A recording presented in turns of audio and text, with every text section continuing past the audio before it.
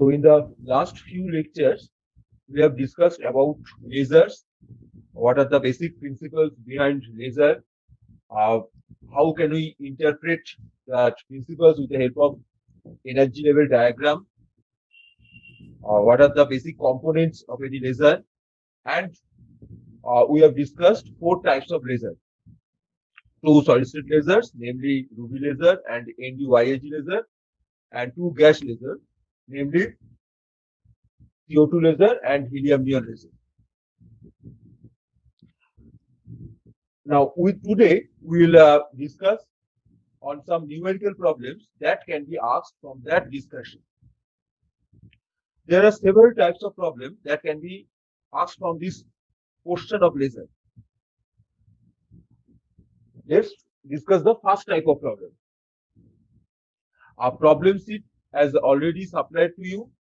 So we'll discuss only the types of problem at class, and for the rest, do it yourself. If you have problem, then we can discuss. But the point is, you must solve those problems. It's not only essential for understanding of laser. Okay. The point is, you have already been given the question set on numerical problems of laser. The types of problem will be discussed at class. But my suggestion to solve all the problems at home. This is not only required to understand the concept of laser, but to develop your numerical ability, the numerical skill. So because you will understand, if you try to solve those problems, not only you require to sharpen your understanding, but also you need to deal with numerical handling of numerical problems. Okay, the first type. It tells us that is a simple type that calculates the ratio of stimulated to spontaneous emission at a temperature 300 Kelvin for sodium delight. If you do not know what is meant by sodium delight, that's why wavelength is supplied. So point is, for a particular wavelength, you need to find out the stimulated to spontaneous emission ratio and at a particular temperature. Okay.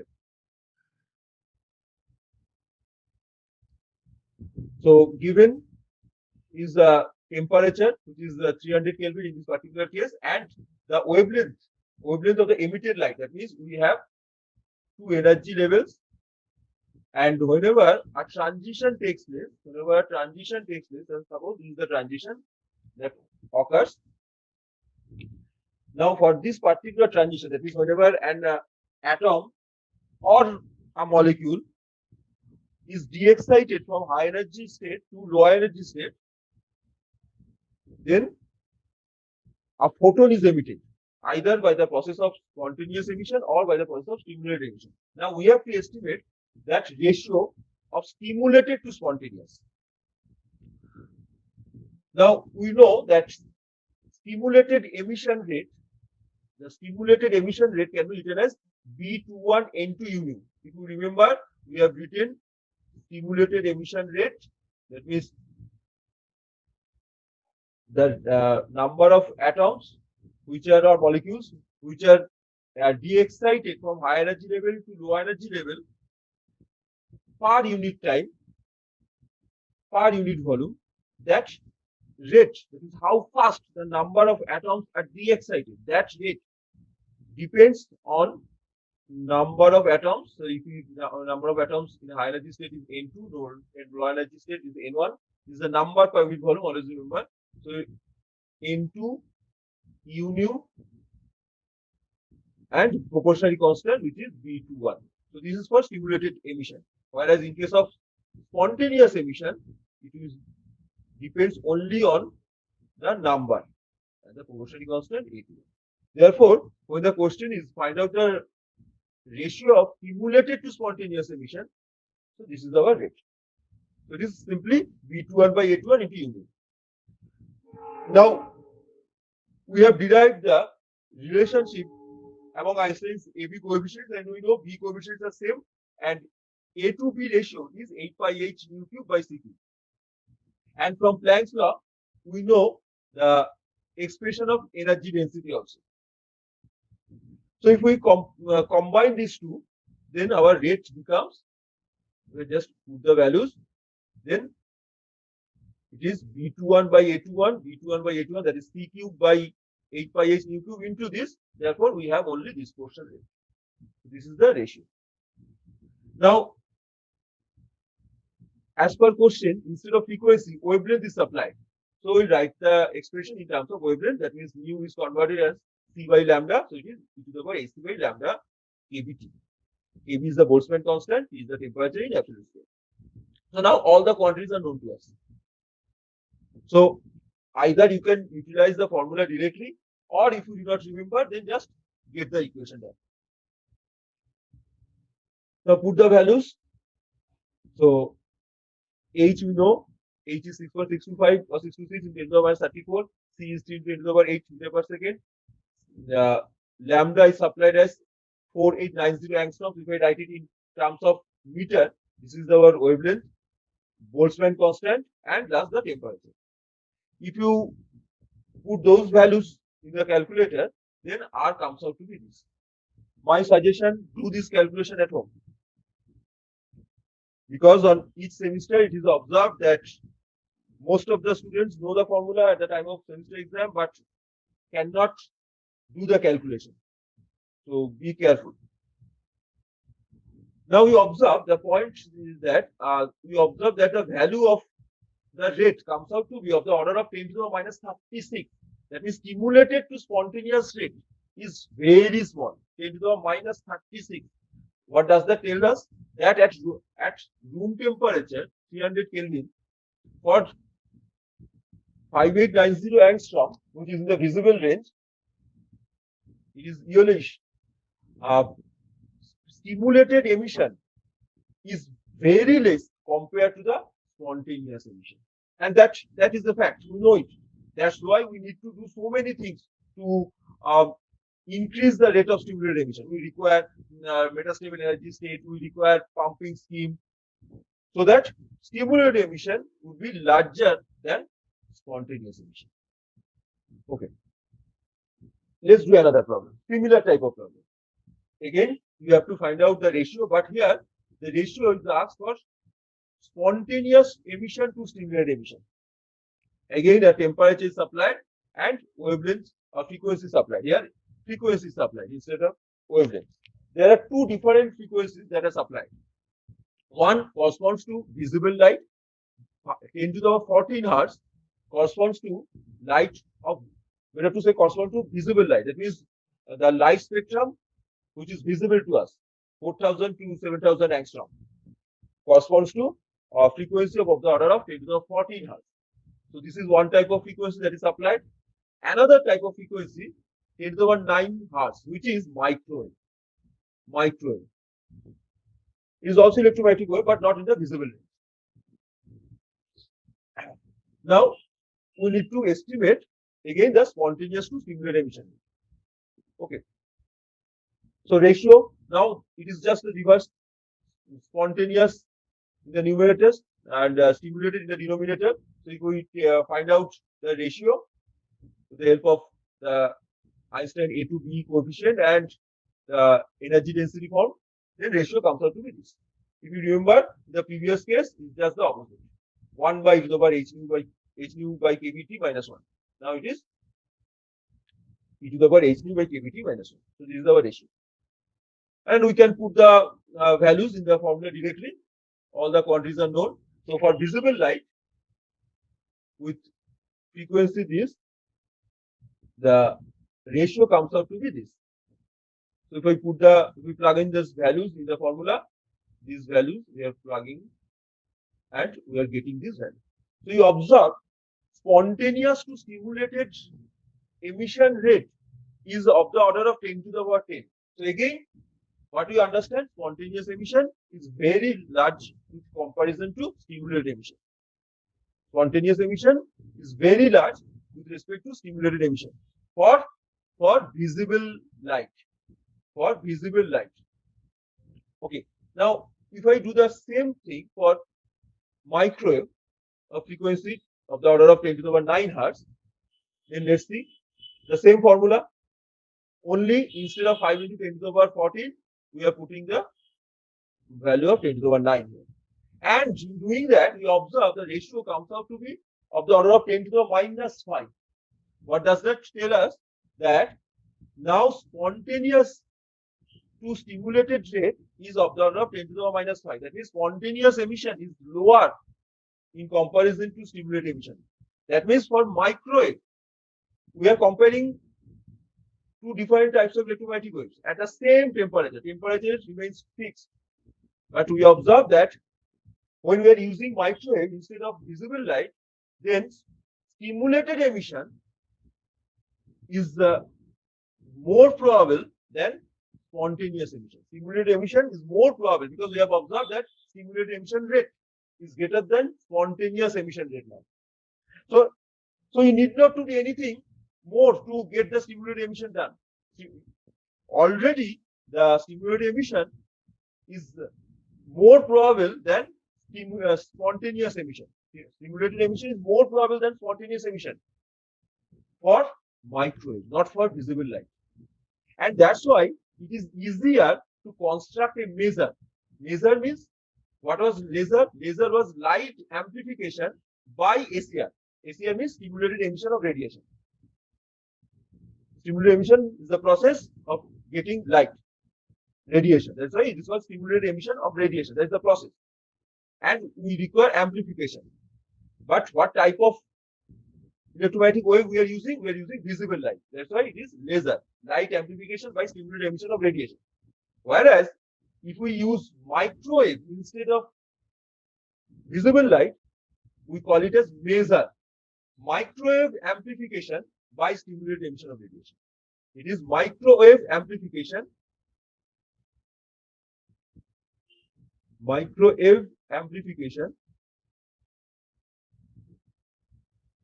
by ACR, by stimulated emission of radiation. Same.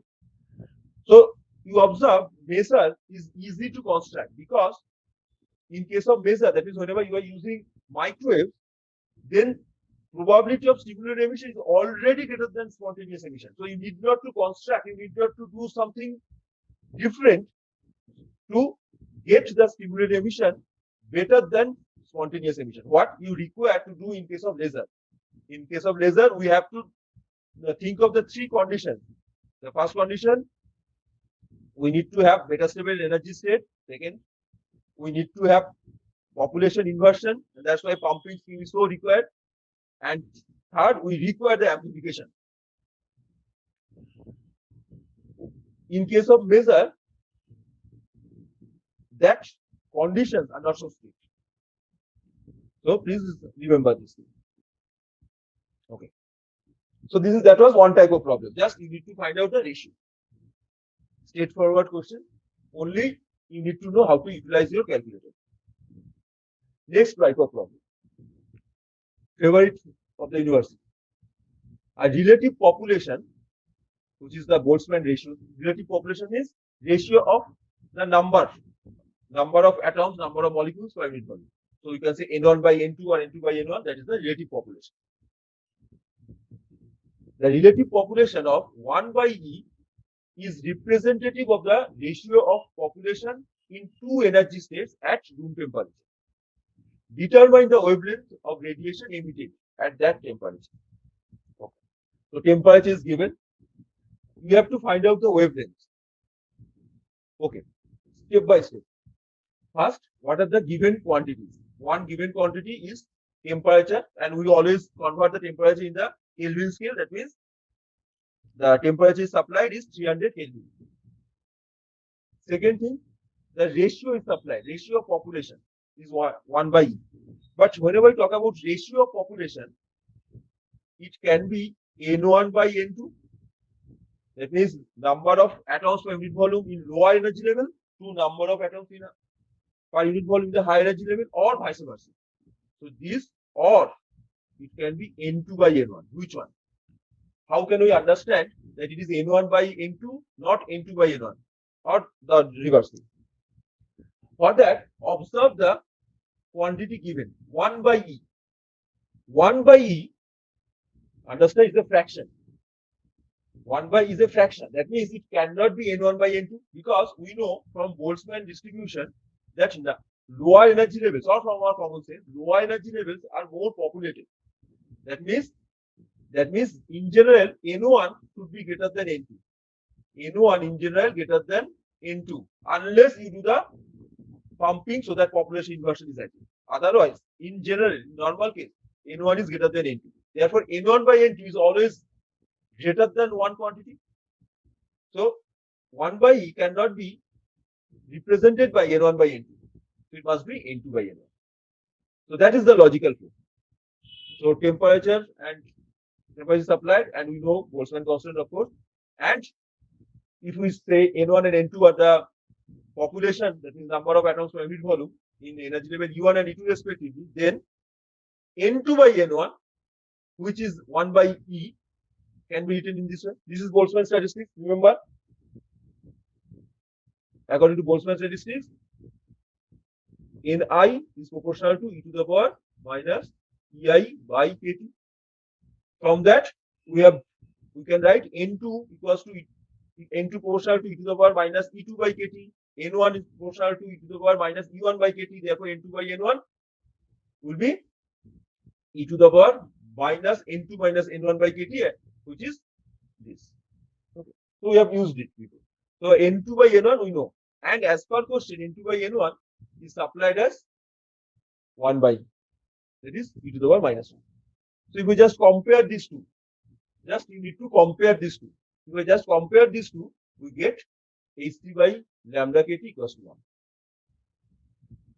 Now, what is required? Required quantity is lambda. So we write it in that form. So lambda equals to, from this we can write H3 by lambda kT. Put the values, you know all the quantities. Put them, H, this is H. This is our H value. C is 3 to the power 8 meter per second. Kb is 1.8 into the power 23. It's a unit. And temperature is 300 Kelvin. If we put those quantity, we get lambda in meter. So if we do the math, the lambda comes out to be 4.8 into minus 5 meter. That is 48 micrometer. So when the relative population is 1 by E at 300 Kelvin temperature, then wavelength is actually 48 micrometer. Easy. Only you need to understand this thing, that whether we need to write N2 by N1 or N1 by N2 as 1 by E. Rest you require this formula. That's all.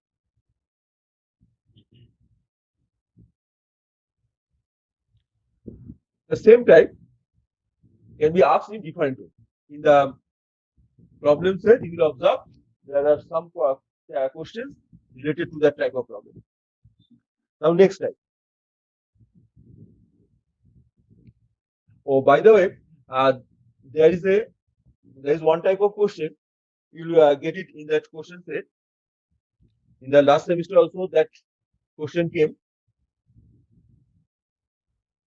You are asked that at what temperature stimulated and spontaneous emission will be same. At what temperature the stimulated and spontaneous emission rate will be same for a particular wavelength. That means you will be supplied a wavelength. A wavelength will be supplied. Okay, a wavelength will be supplied. You need to find out the temperature when stimulated to spontaneous emission rate is same. Stimulated to spontaneous emission rate means, or spontaneous to stimulated emission rate, anyone you can use. Same means one anything. So this is your stimulated to spontaneous emission rate. This ratio will be 1. Stimulated to spontaneous emission rate will be 1. So from that condition, you need to find out the temperature when wavelength is applied. That type of problem. Okay. Now read this question. This is for a pulse type of laser, like UV laser. That means whenever we do not get the energy continuously.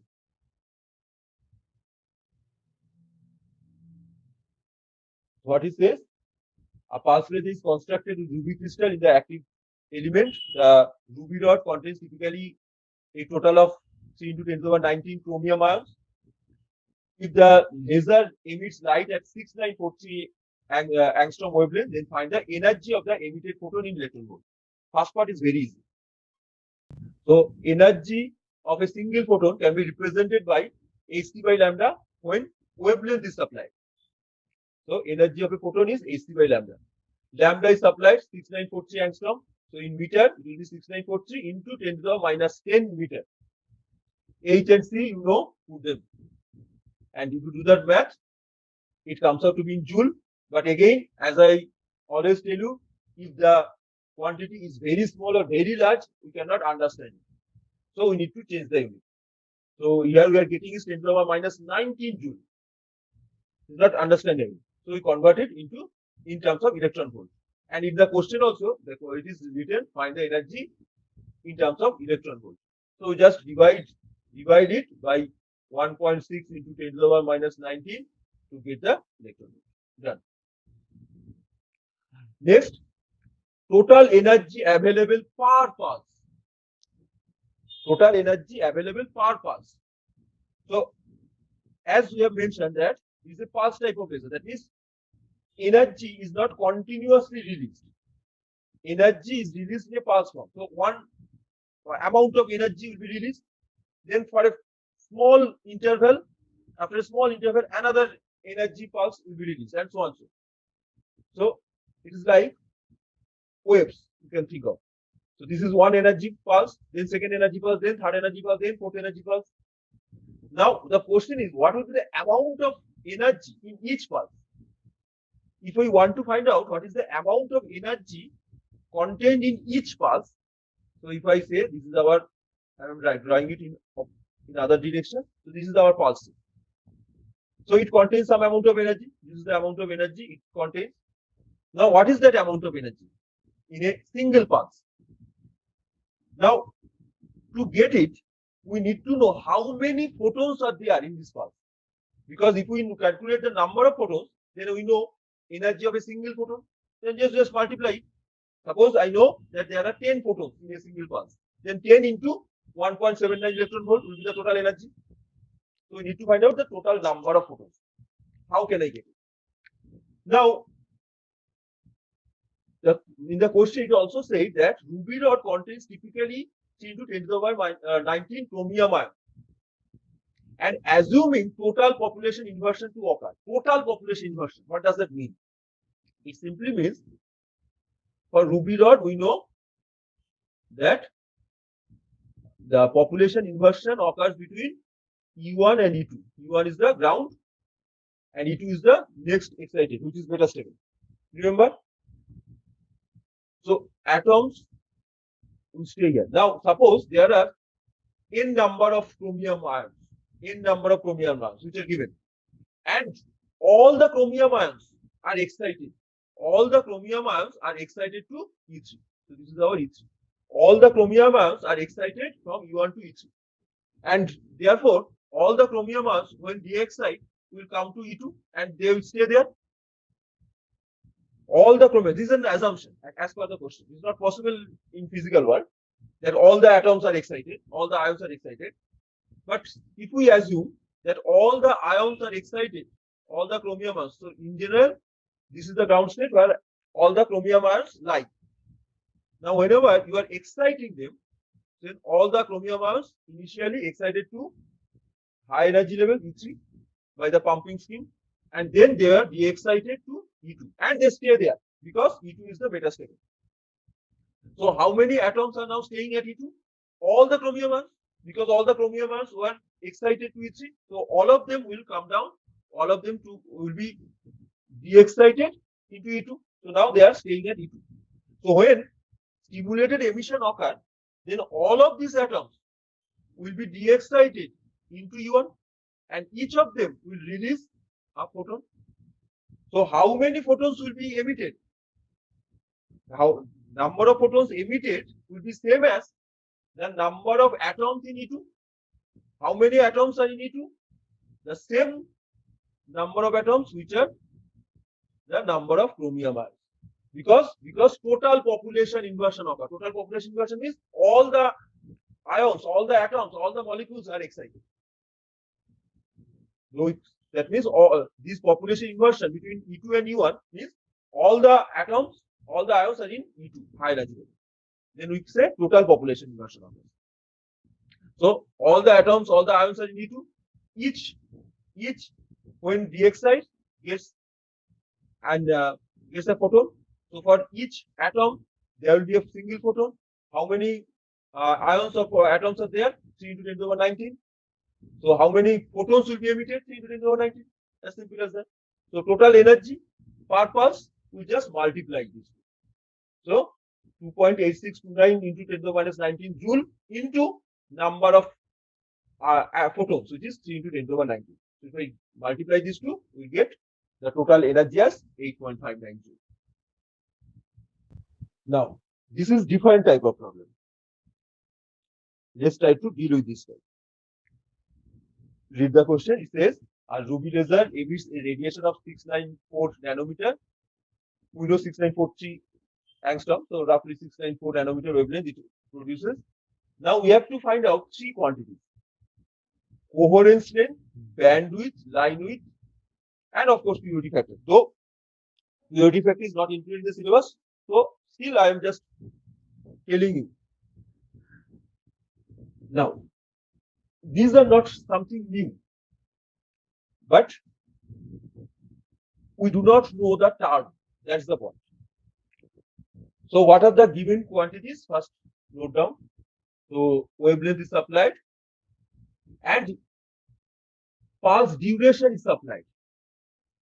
Pulse duration is supplied. That means the pulse is valid for 0.1 nanosecond. So that pulse duration, if I give a name tau c, then it is 0.1 nanosecond. And please remember, you are doing the same mistake in your class tests repeatedly, that whenever you are writing the quantity, say, I am just writing tau c, is meaningless. Anything can be written as tau c. So you must mention what is meant by that. So here I am saying pulse duration is tau c. Pulse duration is tau c, which is 0.1 nanosecond as per the question. So duration of the pulse, how much time the pulse exists, that is 0.1 nanosecond. Okay. So these two quantities are supplied. We know that when the type of laser like ruby laser, this is a pulse laser, emits pulse light. So what is the duration of that pulse? The pulse duration is 0.1 nanosecond. That means the pulse exists for that time. And we know when the pulse exists, then coherence condition must be maintained. That's why we are saying is a coherent light. Laser light is a coherent light. Therefore, we assume that when the pulse exists, the pulse is a light is a coherent light. That means coherence condition must be maintained. Phase matching condition must be maintained. And from that, the quantity called coherence length comes. Coherence length is the length or distance traveled by the pulse, during its pulse duration. What is the distance that can be traveled by a pulse during tau c? Tau c is the pulse duration, that is the pulse exists for this time only. So what would be the length traveled by the pulse within that time? And we are not saying that light is passing through any medium. So we assume there is a free space through which or vacuum through which light is passing. Therefore, coherence length is simple, just velocity of light, which is c, into the duration of that pulse. So if I just multiply these two, it comes out to be 0.03 meter. That is called coherence length. The length up to which the coherence is valid. At the beginning, at the introduction, I told you that coherence is not maintained throughout. It can be maintained for a certain length during a certain time. So it is maintained for this pulse duration. And within that time, light can propagate up to this length. So within that, coherence is maintained. Okay.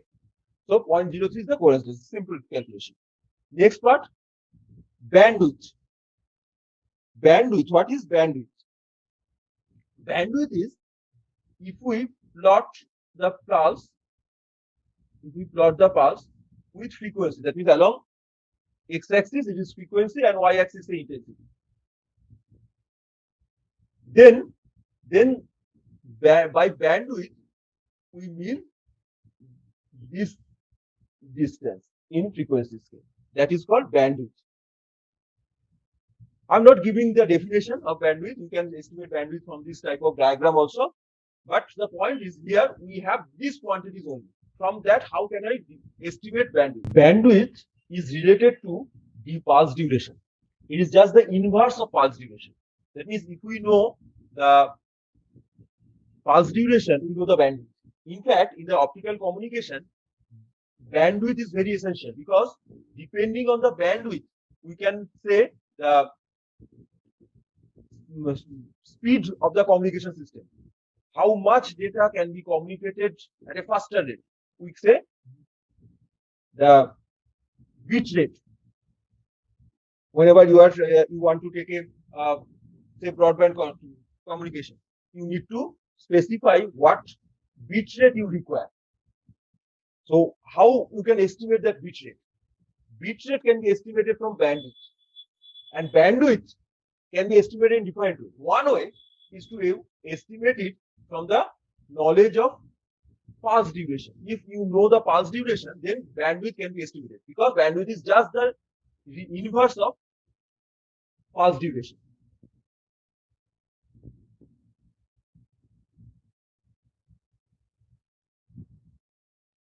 So if pulse duration is tau c, so 1 by tau c gives you the bandwidth. So here we know tau c, the duration of the pulse duration is supplied to us. So from that we can estimate the bandwidth. So we just put that it is the pulse duration of supply 0.1 nanosecond, that is 10 to the minus 10 second. So inverse of that will be 10 to the power 10. So bandwidth will be 10 to the power 10 hertz because we know unit of frequency in SI system is hertz. So that is bandwidth, easy to estimate. Only you need to know the relation. Next, line width. What is meant by line width? Line width is again, generally by line width you mean whenever you draw the pulse, this is the intensity again. Now instead of frequency, if we plot it with wavelength, then again we can find out the width, that is called line width. This is delta lambda, where intensity falls to a certain value. So how will you estimate delta lambda? Now frequency and wavelength are related. Frequency and wavelength are related with each other. Therefore, if I know bandwidth, I can estimate line width also. So line width can be estimated in this way. Okay, I'm showing you, you need to remember this also. You can estimate it. You know that mu equals to c by lambda. Mu equal to c by lambda, that you know. Now, just take derivative on both sides. Just take derivative on both sides. Okay. Either you can do it in this way or you can, here what is given to us, we know lambda. Yes, we know lambda. So we can do it in this way. So find out delta nu. What will be delta nu? Taking the derivative. So it will be, if I take the mod value, so you need not to bother about the negative symbol. We are doing with the numerical value. So it is c by lambda square delta lambda. Okay. I'm writing magnitude. So it is c by lambda square delta lambda. So what will be delta lambda? Then what will be delta lambda?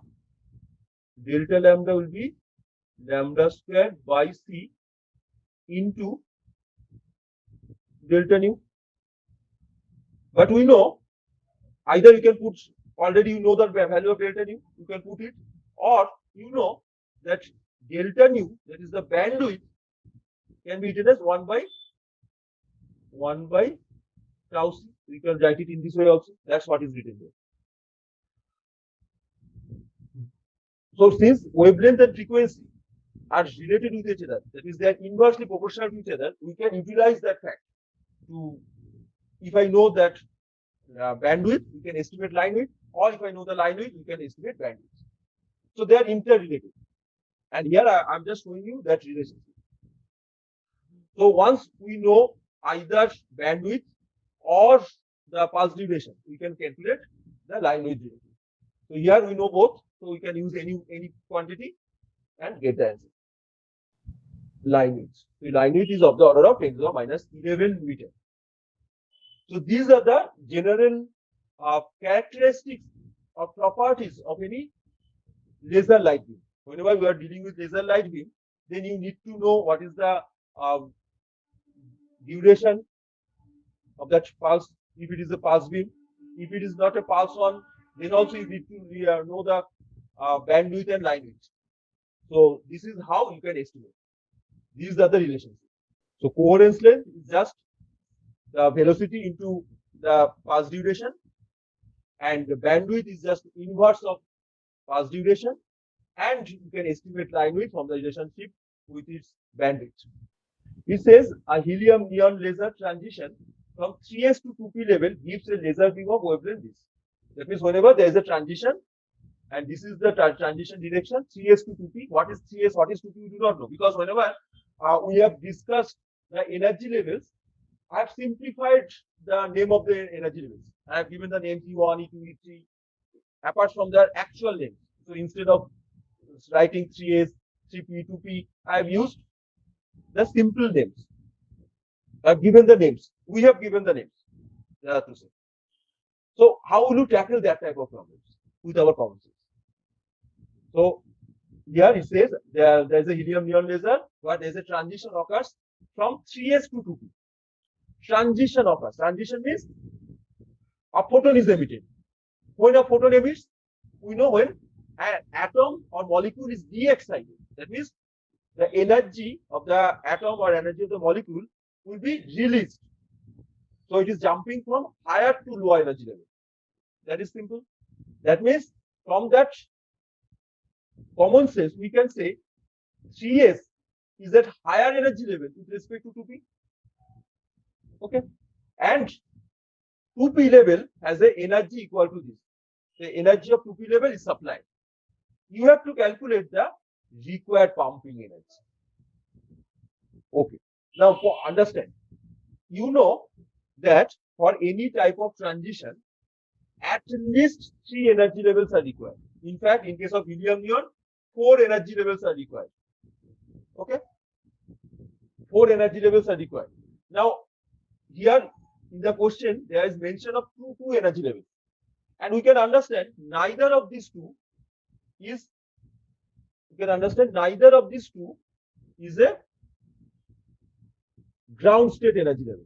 It's not mentioned in that one. Therefore, now we can draw 3 energy levels at least, the ground and these two. So this is, we can draw. This is our ground state, which is not given. Then 2p and 3s.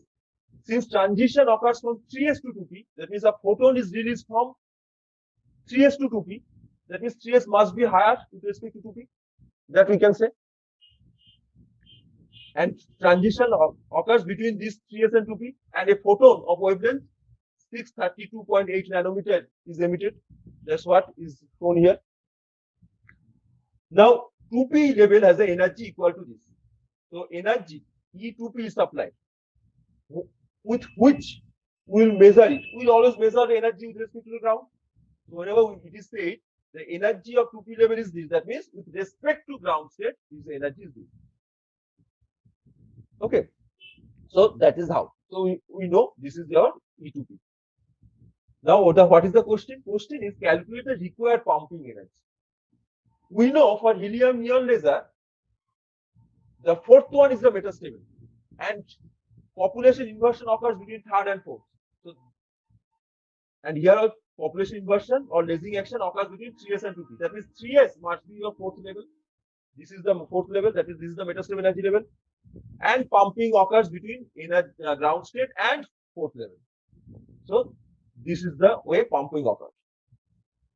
So, pumping occurs between ground and 3s. Yeah. We understand.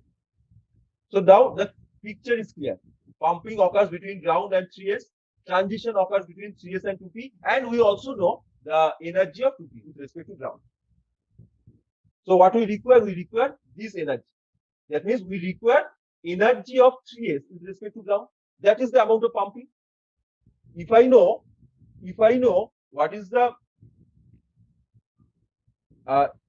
energy of 3s level with respect to ground, if I know this energy difference, then we know that amount of energy I need to supply with the help of pumping. If we want to excite some atom, if we need to move some atom from this energy to that energy. Therefore, the energy required for pumping, this will be this energy, which is h nu or h by lambda, this energy that can be estimated, plus this amount of energy, which is E2P, which is given. So we just need to find out h by lambda. If I calculate it, then we just add it to E2P to get the energy of 3s with respect to ground, which is nothing but the energy required for pumping. So need this calculation, do the calculation, and get the energy in electron volt. So yeah, this calculation is simple. Only if you just can draw that, then basic thing is simple. Bolo, is there any query?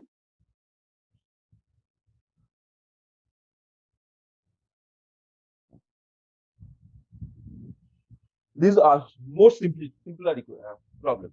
It tells us a helium neon laser produce a light of wavelength this 62.928 angstrom. This is the wavelength of light of helium neon laser. We know if the laser radiates energy at the rate of 1 milliwatt, that means power generated is 1 milliwatt. Calculate the intensity. So what are given? Wavelength is supplied. First thing, wavelength is supplied, that is given. And next, power is supplied. Energy per unit time. Energy rate is supplied. You have to estimate intensity. Now, what is intensity? How do you define intensity? We have used intensity. Energy can be represented, energy can be estimated as energy per unit area per unit time. That is called intensity.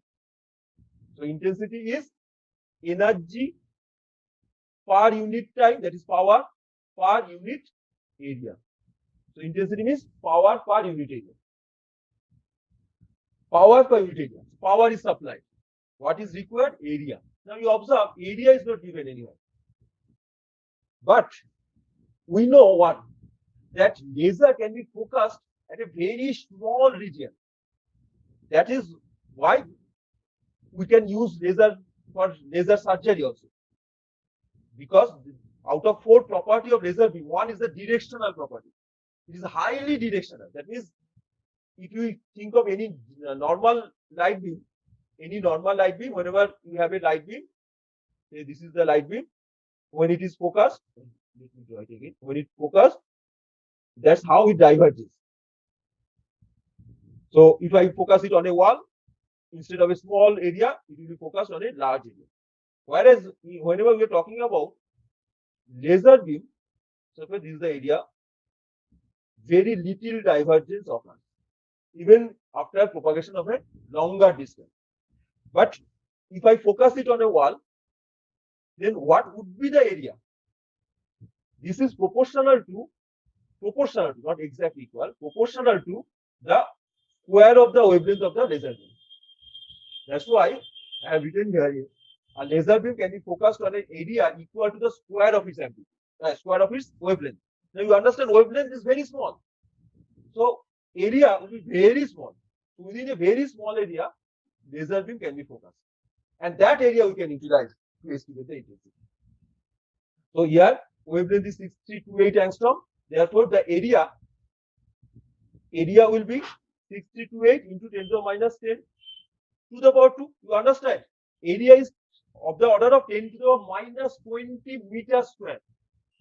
Area is of the order of 10 to the minus 20 meters square. How small it is. That's why laser beam is utilized for laser surgery. It can be focused this very small region. If you use helium neon laser also, then this is the area in which you can focus. So intensity can be easily estimated. It will be power per unit area, and area is proportional to wavelength square. So do that, get the calculation. So it is a rough estimation of intensity. Rough because we cannot say exactly the area. We can say area is proportional to wavelength square. So this is the measure of intensity. Alright, this is the last type of problem. This type of problem comes from the resonator cavity. We know there are several activity of resonator cavity, several application of resonator cavity. One of them is the frequency selection. Here, that property is utilized. What it says? It says distance between two plane mirrors of a resonant cavity. That means if I have a resonant cavity, there are two plane mirrors at the two ends. If the distance between the mirrors is supplied as 750 centimeter, this distance is 750 centimeter. Compute the mode of separation of the cavity. That means within this cavity, there will be so many waves, so many frequency of the waves will be generated, and we call them as modes of waves. Remember the vibrations we have studied in class 11 or 12, that there are different frequencies. Then we call them as different modes: fundamental mode, first order mode, second order mode, etc. So apart from fundamental, all are excited modes. So here also, whenever you are trapping the photons, we have discussed in detail. So just saying it, whenever you are trapping the photons, that means you are trapping the light beam, and a standing wave is created. So there will be different frequency of the standing wave. So say this is one frequency, this is one frequency, and this is the fundamental. This is the fundamental. So this is one frequency, say nu1, this is another frequency, nu2. Similarly, there will be other frequency, nu3, nu4, nu5, etc. What is the mode of separation? That means what is the separation between two consecutive modes in terms of frequency? What will be the separation between two consecutive mode frequencies? Delta nu. And if you remember that delta nu we have estimated as v by 12.